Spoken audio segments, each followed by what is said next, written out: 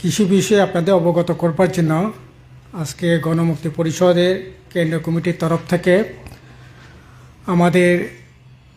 আপনাদের আহ্বান করা। গত 30শে জুলাই 2024 আমাদের জিএমপি কেন্দ্রীয় কর্ম পরিষদের বর্ধিত সভা হয়। এই সভায় দেশ, রাজ্য এবং আন্তর্জাতিক বিষয়ে বিশদ আলাপ আলোচনা করে আমরা কতগুলি সিদ্ধান্ত গ্রহণ করি, সেই বিষয়ে আপনাদের অবগত করতে চাইছি। আমরা চাইছি যে বিশেষ করে এই চলতি যে পার্লামেন্টের অধিবেশন চলছে গত 22শে জুলাই থেকে, এটা চলবে 13ই আগস্ট পর্যন্ত। আমরা দাবি করছি এই চলতি অধিবেশনের মধ্যেই দীর্ঘদিনের ধরে যে দাবি নিয়ে আমরা আমাদের রাজ্যে লড়াই করছি এবং কেন্দ্র সরকারও কয়েকবার দৃষ্টি আকর্ষণ করবার চেষ্টা করা হয়েছে, এডিসি প্রশাসন, রাজ্য বিধানসভা থেকে বারবার প্রস্তাব পাঠানো হয়েছে। সেটা হচ্ছে বর্তমানে এটা সংবিধানের 125তম সংবিধান সংশোধনী বিল আকারে এটা পার্লামেন্টে আছে। আমরা চাইছি এই চলতি অধিবেশনের মধ্যে এই বিলটা পাস করানো হোক, কারণ এটা অনেক বছর ধরে ঝুলে আছে। 2017-18 সাল থেকে এটা তৎকালীন রাজ্যসভার বিরোধী দলের নেতা আনন্দ শর্মাকে সংসদীয় কমিটির চেয়ারম্যান করে একটা সেখানে সংসদীয় কমিটি গঠন করে কীভাবে স্বশাসিত জেলা পরিষদকে সেখানে ক্ষমতা বা আর্থিক সুযোগ সুবিধা দেওয়া যায়, এই মর্মে সেখানে অনেক আলাপ আলোচনা করেছে। অনেক পরীক্ষা নিরীক্ষা করার পর 2018 সালে এটা বিল আকারে সেখানে উপস্থিত করা হয় এবং এটা এখন পার্লামেন্টে সংসদীয় কমিটি আপনার পার্লামেন্টে বিল আকারে আছে। কাজেই এটা কোনোভাবে আজকে প্রায় 7 বছর হতে চলছে, কোনো কারণ নাই এটা কালক্ষেপ করা। এটা অতি শীঘ্রই আমরা দাবি করছি আমাদের কর্ম পরিষদের সবাই। এর আগেও অনেকবার দাবি হয়েছে, আন্দোলন হয়েছে, মিছিল মিটিং হয়েছে। এখন আমরা চাইছি এটা যে কোনো মূল্যে এই চলতি অধিবেশনে বাদল অধিবেশনে এই বিল পাস করা হোক। সেকেন্ড, আমরা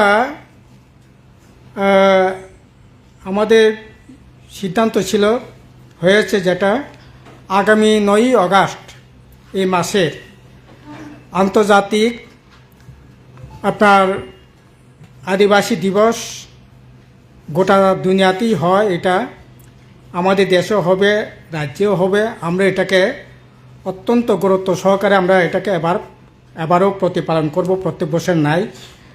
এটাকে বর্ণময় মিছিল, সভা সমাবেশের মধ্য দিয়ে আমরা সংগঠিত করব। আগরতলা সেন্ট্রালি একটা অনুষ্ঠান হবে। তবে এই 9ই আগস্ট আন্তর্জাতিক আদিবাসী দিবসে আমাদের রাজ্যের ক্ষেত্রে আমাদের স্লোগান হবে যে বিশেষ করে এই 125তম সংবিধান সংশোধনী বিল এটা যাতে অতি শীঘ্রই পাস করানো হয়। বন সংরক্ষণ আইন এটাকে বাতিল যাতে করা হয়।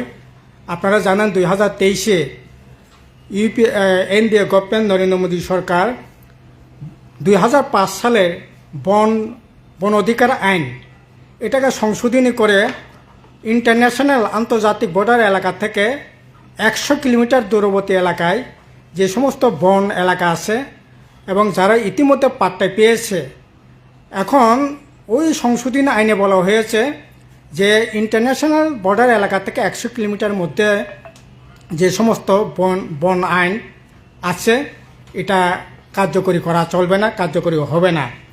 কাজে এটা কোনোভাবেই আমরা মেনে নিতে পারি না। হ্যাঁ, বন অধিকার আইন যেটা উপজাতি অংশের মানুষের জন্য আছে। কাজে আমরা বলছি এই বন সংরক্ষণ আইন এটা বাতিল করতে হবে সিএ নিয়ে তো গোটা দেশের মধ্যে আপনারা দেখছেন, এটা ইতিমধ্যে নোটিফিকেশন হয়েছে কার্যকরী করবার জন্য। এই আইনটাও আমরা বাতিল করবার দাবি করছি। এছাড়া ককবরক ভাষাকে অষ্টম তফসিলে অন্তর্ভুক্ত করে অন্যান্য জনগোষ্ঠী উপজাতি জনগোষ্ঠীর ভাষা সংস্কৃতিকে রক্ষা করবার জন্য ভূমিকা নেওয়ার জন্য আমরা বলছি। এইগুলি থাকবে আমাদের 9 আগস্টের স্লোগান হিসাবে বা আমাদের দাবি হিসাবে সেখানে এটা থাকবে। এছাড়া আমরা আমাদের কর্মপরিষদে আলাপ আলোচনা করে যেটা বেরিয়ে এসছে, এই সময়টার মধ্যে বিশেষ করে উপজাতি এলাকায় প্রচণ্ডভাবে কাজ খাদ্যের আকাল চলছে। এমন অবস্থায় চলছে এখন যে আরও বর্ষা চলছে, এই সময়টার মধ্যে এমনিতেই টুকটাক জুম চাষ হয়, জমি জামা টুকটাক সেখানে চাষাবাসা করেন গৃহস্থীরা। কিন্তু সেই জায়গায় মানে এই যে জুম চাষগুলি করা, এই ক্ষেত্রে সরকারি তরফ থেকে যেমন কোনো ধরনের সাহায্য সেখানে থাকছে না। এই জুম করতে গেলে তো খাবারের ব্যবস্থা করতে হবে, কাজের ব্যবস্থা করতে হবে, টাকা পয়সার সংস্থান যদি না থাকে কি করে কাজটা হবে? ফলে কাজকর্ম না থাকাতে একটা আকাল চলছে এবং যা ছিটে ফুটে রাখার কাজ চলছে কোনো জায়গায় এই আপনার লোকসভা নির্বাচনের পর, তাও একেবারে অপর্যাপ্ত। এবং যে কাজগুলো হচ্ছে সেখানে ঠিকমতো সেখানে বিল টিলও পাচ্ছে না। তার জন্য আমরা বলছি যে এছাড়া বিভিন্ন যে লাইন ডিপার্টমেন্ট এই সময়টার মধ্যে বর্ষা সিজন, এমনিতেই বিশেষ করে হর্টিকালচার, এগ্রিকালচার, ফরেস্ট ডিপার্টমেন্টের বিভিন্ন উইংস আছে, জেএফএম বা একটা সময় ইন্দো জার্মান যে সমস্ত প্রজেক্টগুলি ছিল, এগুলোর মধ্যে দিয়ে ব্যাপক কাজ যেমন হতো, কর্মসংস্থানের ব্যবস্থা হতো, বনের যে সৃজন এটাও বৃদ্ধি পেত। কিন্তু এখন এগুলি সবটাই বন্ধ, ফলে কোনো ধরনের কাজ থাকছে না। আমরা দাবি করছি যে এই সময়টার মধ্যে কাজ খাদ্যের সংস্থান করা এবং ব্যাপক সেখানে কাজকর্মের সংস্থান করা। আলোচনাতে যেটা উঠে এসছে, রাজ্যে শিক্ষা স্বাস্থ্য ভেঙে পড়েছে বলা যেতে পারে এবং সেই জায়গা করে নিচ্ছে বিশেষ করে ড্রাগ, নেশা বা এই সমস্ত বিষয়গুলো আজকে জায়গা করে নিচ্ছে। আমাদের যে বিশেষ করে নতুন প্রজন্ম, শিক্ষা স্বাস্থ্য যদি অকালে মৃত্যু ঘটে, ভেঙে পড়ে, তাহলে নতুন প্রজন্ম কী করে তার মানে ভবিষ্যৎ উজ্জ্বল করবে? কাজেই সেই জায়গায় একদিকে স্কুল বন্ধ করে দিচ্ছে, প্রাইভেটাইজেশন করছে, কি এডিসি কি রাজ্য সরকার উভয় ক্ষেত্রেই আমরা এগুলো দেখছি। কাজেই এবং আরও মারাত্মক দিক হচ্ছে এই যে নেশা বা এই যে ড্রাগের সাথে এইচআইভি মতো মারণ রোগ পর্যন্ত সেখানে ছড়িয়ে পড়ছে। এটা নিয়ে আমরা উদ্বেগ প্রকাশ করছি এবং এগুলি যে কোনো মূল্যে নিয়ন্ত্রণ করবার জন্য সরকারকে উদ্যোগ নেওয়ার জন্য আমাদের আহ্বান রাখছি। এবং সর্বত্রই সিন্ডিকেট রাজ চলছে এবং আপনারা লক্ষ্য করছেন এই সিন্ডিকেট রাজ নিয়ে একবারে top to bottom panchayat level, village committee level থেকে আরম্ভ করে একবারে আপনার ক্যাবিনেট পর্যায়ে ওইদিকে মানে কার্যকরী কমিটি, এডিসি উভয় ক্ষেত্রেই, এবং যার ফলে আইন শৃঙ্খলাও সেখানে বিভিন্ন জায়গায় বিভিন্ন রকমভাবে বিঘ্নিত হচ্ছে। আপনারা দেখছেন খুমলং এলাকায়, মান্দাই এলাকায় দিনে দুপুরে এবং এই যে আপনার এয়ারপোর্ট এলাকায় দিনে দুপুরে সেখানে গোলাগুলি পর্যন্ত, খুনাখুনি পর্যন্ত হয়ে যাচ্ছে। কাজেই এরকমভাবে তো চলতে পারে না। তার জন্য এগুলি নিয়ন্ত্রণ করার জন্য উদ্যোগ নিতে হবে। এছাড়া আমরা আমাদের সাংগঠনিক কিছু সিদ্ধান্ত আমরা গ্রহণ করেছি। এটা হচ্ছে আগামী 15 আগস্ট থেকে 15 সেপ্টেম্বর 2024 সালে আমাদের যে অভিযান এটা চলবে এবং গত বছরও খুব ব্যাপকভাবে সেখানে মানুষ সাড়া দিয়েছে, সাধারণ মানুষ।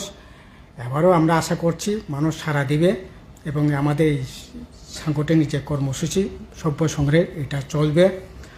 আর 125তম সিএ, বন সংরক্ষণ আইন বাতিল, যুবদের কর্মসংস্থান এবং সাধারণ মানুষের কাজ, খাদ্য, স্থানীয় সমস্যাগুলি নিয়ে আমাদের জোরদার প্রচার আন্দোলন গড়ে তোলার জন্য আমরা সিদ্ধান্ত গ্রহণ করেছি। কাজে এর মধ্যে দিয়েই আমরা সাধারণ মানুষকে মানে এই যেটা এখন যে অবস্থা চলছে এর থেকে যাতে পরিত্রাণ পেতে পারি তার জন্য মানুষকে ঐক্যবদ্ধভাবে আমাদের আন্দোলন সামিল হওয়ার আহ্বান জানিয়েছে। এই হচ্ছে মোটামুটি। এখন আমাদের প্রেসিডেন্ট বলবেন।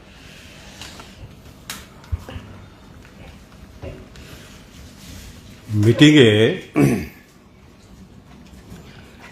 গন্ডাছড়াতে যে সাম্প্রতিক দুঃখজনক এবং উদ্বেগজনক ঘটনা ঘটে গেল তা নিয়েও আলোচনা হয় এবং প্রথম থেকেই আমাদের গণমুক্তি পরিষদ গন্ডাছড়া এবং তার সঙ্গে সারা রাজ্যে জাতি উপজাতির ঐক্য সম্প্রীতিকে যাতে কোনো রকমভাবে বিনষ্ট না করতে পারে দুষ্কৃতিকারীরা, তার জন্য সতর্ক থাকা এবং জাতি উপজাতির সম্প্রীতিকে আরও সুদৃঢ় করার জন্য সর্বাত্মক প্রয়াস জারি রাখার জন্য আমরা আগেই বিবৃতি দিয়েছিলাম। তো গন্ডাছড়াতে আমাদের যারা গণমুক্তি পরিষদের নেতাকর্মীরা আছেন তারা দুর্গত মানুষের পাশে আছে, বিভিন্নভাবে সাহায্য করার চেষ্টা করছেন। তারপরেও আমরা আমাদের কেন্দ্র কমিটির তরফ থেকে সেখানে দুর্গত মানুষের পাশে দাঁড়িয়ে তাদের সুখ দুঃখের ভাগিদার হওয়া এবং গন্ডাছড়া এলাকায় শান্তি সম্প্রীতিকে ফিরিয়ে আনার জন্য আমাদের ভূমিকা নেওয়ার প্রয়োজনে সেখানে যাওয়ার চেষ্টা করেছিলাম। আমাদের সিপিআইএম পরিষদীয় দলের সঙ্গে আমিও যাওয়ার চেষ্টা করেছিলাম, কিন্তু বারবার চেষ্টা করে যেতে পারিনি, বাধাপ্রাপ্ত হই, প্রশাসন যেতে দেয়নি। কিন্তু গতকালকে অনেক দিন চেষ্টার পর আমরা যেতে সক্ষম হয়েছি। সেখানে গিয়ে আমরা এই যে কলেজ ছাত্র আনন্দ মেলায় খুন হয়েছেন তার বাড়িতে গেছি। তার বাবা মা, আত্মীয় পরিজন, পরিবারের সদস্য সকলের সঙ্গে কথা বলেছি, কি হয়েছিল খোঁজখবর নিয়েছি, সহানুভূতি জানিয়েছি, সান্ত্বনা দেওয়ার চেষ্টা করেছি। এবং সেখানে আমরা আগে থেকেই বলছি এই ক্ষতিগ্রস্ত পরিবারে অন্তত একটা যে কেউকে পরিবারের সদস্যকে একটা সরকারি কাজ চাকরি দেওয়ার ব্যবস্থা যাতে গভর্নমেন্ট করে। এবং এই নিহত হওয়ার ঘটনার পরিপ্রেক্ষিতে সেখানে এথনিক ক্লেশ সংগঠিত হয়। কিছু দুষ্কৃতিকারী 165 নন ট্রাইবেল পরিবারের বাড়িঘর হামলা চালায়, আক্রমণ করে, লুট করে, অগ্নিসংযোগ করে, বশীভূত করে, সর্বশান্ত করে প্রায় 165 পরিবারের প্রায় 400-র বেশি মানুষ এখন শরণার্থী শিবিরে আছে। সেই ধ্বংসস্তূপগুলো আমরা দেখেছি, অত্যন্ত বেদনাদায়ক, অত্যন্ত উদ্বেগজনক। আমরা চাই দ্রুত শান্তি ফিরে আসুক। যারা দুষ্কৃতিকারী তাদেরকে সরকার চিহ্নিত করে অ্যারেস্ট করে আইনানুগ উপযুক্ত শাস্তি দেওয়ার ব্যবস্থা করুক। যারা খুনের সঙ্গে জড়িত অথবা এই লুটপাটের সঙ্গে জড়িত তাদেরকে যাতে শাস্তি দেওয়া হয়। এবং আমরা বলতে চাই যে যারা খুন করেছে তার জন্য একটা সম্প্রদায়ের সবাইকে অপরাধী ভাবা ঠিক না।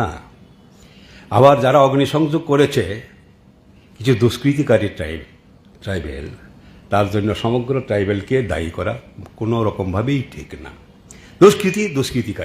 দুষ্কৃতিকারীকে, অপরাধীকে সেইভাবেই আমাদের দেখতে হবে এবং অপরাধী যাতে শাস্তি পায় তার জন্য সকলের গভর্নমেন্টকে সহযোগিতা করা যায় যাতে সঠিকভাবে অ্যারেস্ট করতে পারে, আইডেন্টিফাই করতে পারে।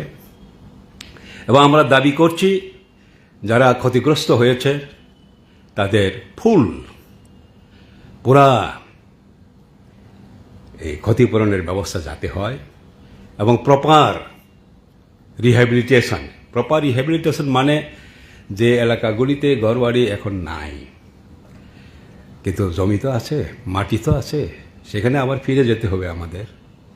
যারা শরণার্থী আছে এখন, তারা যাতে দ্রুত সেখানে ঘরবাড়ি নির্মাণ করে সেখানে গিয়ে থাকতে পারে, তার জন্য প্রয়োজনীয় পুলিশ পিকেটের ব্যবস্থা যাতে সেই জায়গাগুলিতে করা হয়, সেটা আমরা দাবি করছি। এবং আমরা কোথায় যাব এ রাজ্যের মানুষ? আমাদের শত শত বছরের ঐতিহ্যই হলো সারা রাজ্যে জাতি উপজাতি সম্প্রীতির মধ্যে একত্রে বসবাস করা। কাজেই এই ঐতিহ্য যাতে বজায় থাকে গন্ডাছড়াতেও, তার জন্য যে এলাকায় যারা সংখ্যাগরিষ্ঠ তাদের দায়িত্ব হবে ওই এলাকার সংখ্যালঘিষ্ঠ যারা, সংখ্যা কম যারা, তাদেরকে প্রোটেকশন দেওয়া, নিরাপত্তা দেওয়া। সেটাই গন্ডাছড়ার মানুষের কাছে আমাদের আহ্বান, সেটা যাতে হয়। এবং সরকারের কাছে আমরা বলেছি খুব দ্রুত সব অংশের মানুষকে নিয়ে সরকারের তরফ থেকে যাতে শান্তি মিটিং, শান্তি মিছিল এগুলা করা যায়, যাতে মানুষের পরস্পরের প্রতি আস্থা, বিশ্বাস এটা যাতে আরও বেশি দৃঢ় হয়, আরও বেশি তাড়াতাড়ি ফিরে আসে তার জন্য। এবং আমরা বলেছি আরেকটা বিষয় যে এখনও কিছু মানুষ মিথ্যা প্রচার চালিয়ে জাতি উপজাতির মধ্যে উস্কানি দেয়, প্ররোচনা দেয়, সোশ্যাল মিডিয়ায় গুজব ছড়ায়। আমরা সরকারের কাছে দাবি করছি এই সমস্ত যারা বদমাইশ, যারা উস্কানি দেয়, রিউমার ছড়ায়, তাদেরকেও চিহ্নিত করে পানিশমেন্টের ব্যবস্থা যাতে হয়। এবং আমরা দেখেছি ঘটনা ঘটেছে সম্পূর্ণভাবে গভর্নমেন্টের ফেইলারের কারণে। গভর্নমেন্ট আনন্দ মেলার পারমিশন দিয়েছেন নিরানন্দের এলাকায়, সেখানে কিছু মানুষ, শাসক দলের কিছু মানুষের সঙ্গে যোগ সাজসে এই যে মদের ফুয়ারা, এই জুয়া, জান্ডা মুন্ডা এগুলির ব্যবস্থা হয়েছে। একে কেন্দ্র করেই সেখানে এই ধরনের দুর্ঘটনা ঘটল। 1 মাসের বেশি ধরে এখানে আনন্দ মেলা চালানোর কি কার স্বার্থে আমরা জানতে চাই।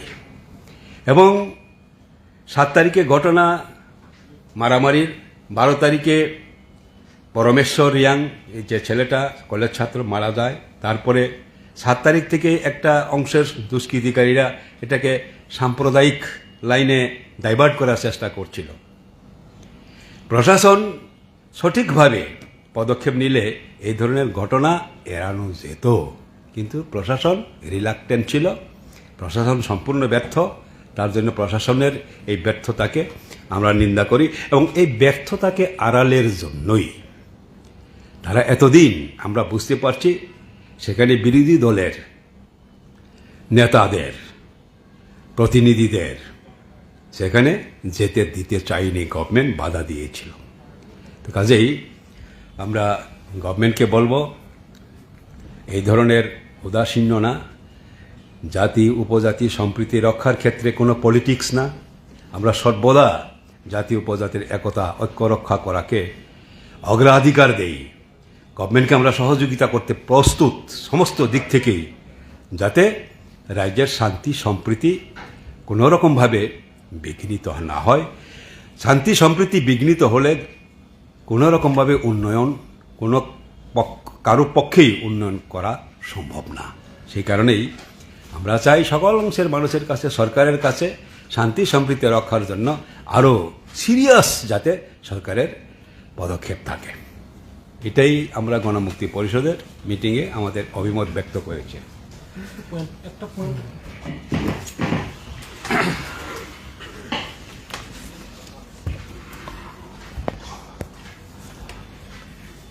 ওনাদের সাথে আমি কিছুটা পয়েন্ট যুক্ত করতে চাই। এটা হচ্ছে আমাদের ত্রিপুরা রাজ্যের এডিসি এলাকায় বা উপজাতি এলাকায় যে স্কুলগুলো রয়েছে তাতে এই স্কুলগুলিতে শিক্ষকের প্রচণ্ড অভাব। টেট পরীক্ষা উত্তীর্ণ অনেকগুলো বেকার যুবক যুবতী বারবার সরকারের কাছে দাবি করা সত্ত্বেও নিয়োগ করছে না, এবং উপজাতি এলাকায় অধিকাংশ স্কুলগুলিকে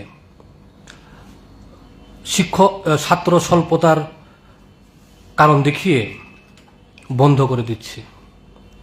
তাতে উপজাতি এলাকার বামফ্রন্ট সরকারের আমলে যেভাবে শিক্ষার সম্প্রসারণের যে উদ্যোগ গ্রহণ করেছিল, এই উদ্যোগকে ব্যাঘাত ঘটিয়েছে। উপজাতি এলাকার শিক্ষার সম্প্রসারিত করার বিপক্ষে রাজ্যের ট্রিপল ইঞ্জিনের সরকার এরকম নীতি করার আমরা তার তীব্র প্রতিবাদ জানাই, এবং অতি সত্বর টেট উত্তীর্ণ ছাত্র বেকারদের নিয়োগ করে ওই সমস্ত স্কুলগুলিতে অবিলম্বে যাতে শিক্ষক নিয়োগ করা হয়। তার সাথে স্বাস্থ্য দপ্তরের মধ্যে প্রাথমিক স্বাস্থ্য কেন্দ্রে এখন সামার সিজন গ্রীষ্মকালীন অনেকগুলা রোগের আক্রান্ত, ডায়রিয়া, ম্যালেরিয়া, প্রয়োজন মতো ডক্টর নেই উপজাতি স্বাস্থ্য কেন্দ্রে এলাকার। একজন MBBS দিয়ে একটা PHC চলতে পারে না। ম্যালেরিয়া পরীক্ষা করার জন্য স্টাফ নেই, মেশিন নেই, কিটস নেই। এই জন্য আমরা দাবি করছি অতি সত্বর উপজাতি এলাকায়, যেহেতু এই এলাকায় ম্যালেরিয়া হয়, বিভিন্ন ধরনের রোগে আক্রান্ত হয়, জলবাহিত রোগে আক্রান্ত হয়, এটাতে যাতে স্বাস্থ্যের এখানে পরিকাঠামো তৈরি করে যাতে প্রয়োজনীয় ডাক্তার নিয়োগ করা হয়, এটা আমাদের এটা যুক্ত করছি। এটাই হচ্ছে আমাদের আলোচনা।